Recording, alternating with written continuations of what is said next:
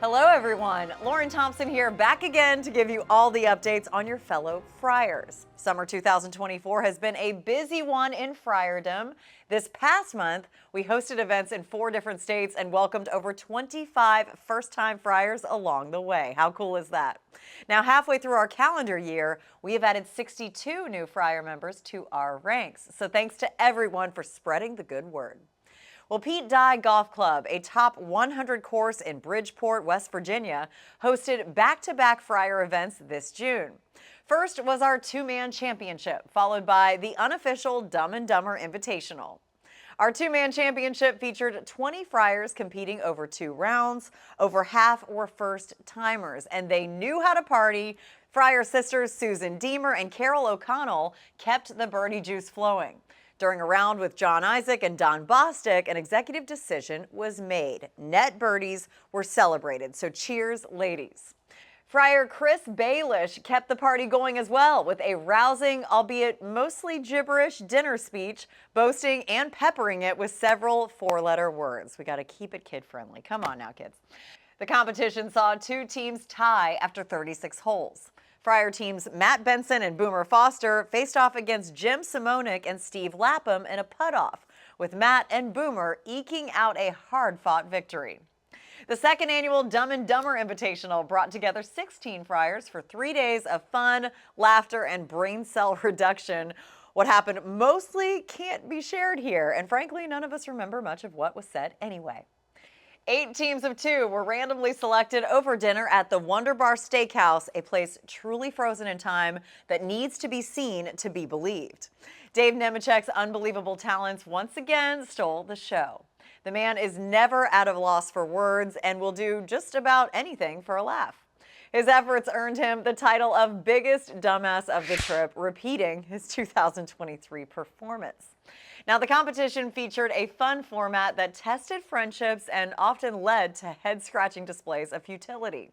Cheers to Alex Hosier and Brian Luton for storming back in round 2 to win their second consecutive Dumb and Dumber title.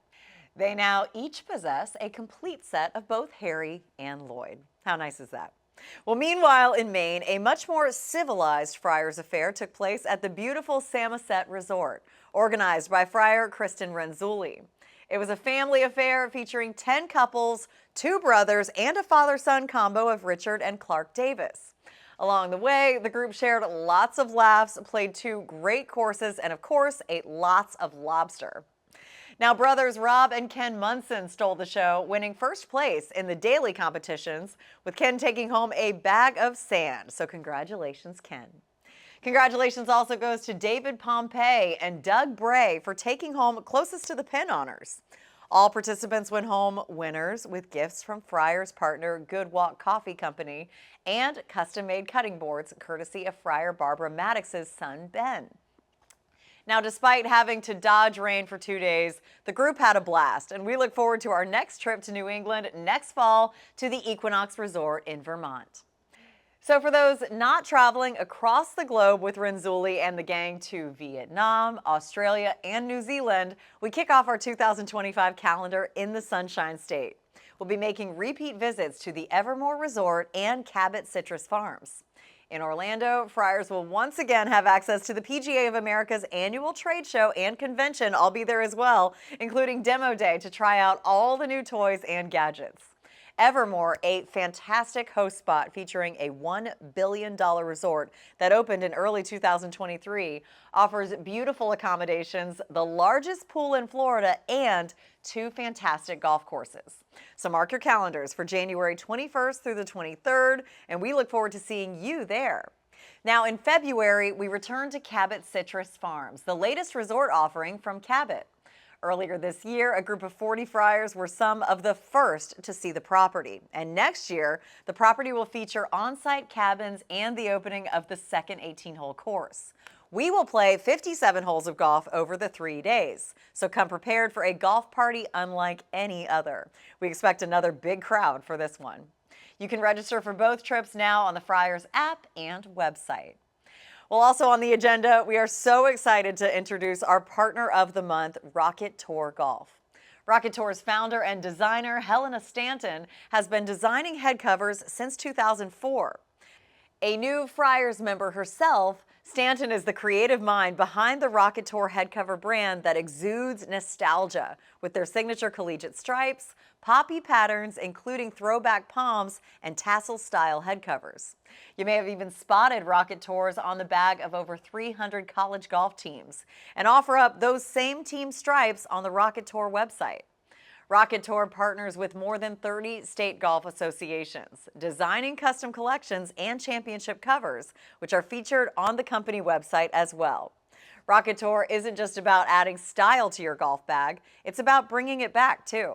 In 2024, Stanton launched the pioneering Rocket Tour 1-for-1 matching head cover donation program, matching each state association purchase. 1-for-1, aimed at supporting golf at a state level with a focus on youth golf. So far, in 2024, Rocket Tour has donated an impressive 13,000 custom-knit head covers to state golf association programs. Many of these custom covers are being used for youth on-course fundraising, junior tour programs, and scholarship initiatives. So, Friars wanting information on the Rocket Tour donation program or corporate philanthropic collaborations, please reach out to Helena Stanton via the member directory or the Rocket Tour website. Friars members enjoy 25% off all the Rocket Tour head covers, including the just-released Friars collection with member promo code FRIARS25. Helena and partner Bobby Von Eschen look forward to meeting members at their first Friars trip at the Greenbrier and Homestead trip in September. Rocket Tour swag will, of course, be involved. And now, spanning the globe to bring you the constant variety of Friardom, the thrill of a 4-foot gimme, the agony of a shank, the human drama of athletic competition. This is Friars in the Wild. We begin in Virginia for our latest edition of Friar Friday, where Friar Andrew Argandona led a group of sweaty friars around Creighton Farms. Shout out to Friar Charles Brown for his expert drone photography. Be on the lookout for more Friar Friday events in Virginia and Maryland this fall. Staying in Virginia, a group of young loopers from Bandon Dunes woke up Friar Consigliere from his senior care facility and got him out on the golf course. Whew, someone had to do it. It looks like a good time was had, and we will see some of these lads next fall for our Bandon Dunes event. Then in western Pennsylvania, Friar Don Bostic ran into Friars Rob Booth and Greg Furlong at Nemacolin Woodlands Resort while scouting the property for a future event. Greg managed to win everyone's money in an afternoon emergency 9, where he posted 3 birdies. Nicely done, Greg. Don also made a pit stop to visit Friars Dan and Brian Luton and got to see Dan's prized possessions. I expect that he will need to clear out some room on the bookshelf as his trophies will undoubtedly continue to rack up. Then in Illinois, Friar Young Pro Charles Porter competed in the Memorial Health Championship. He was joined for the Pro-Am round by frequent Friar Kevin Callister and his son Jeff.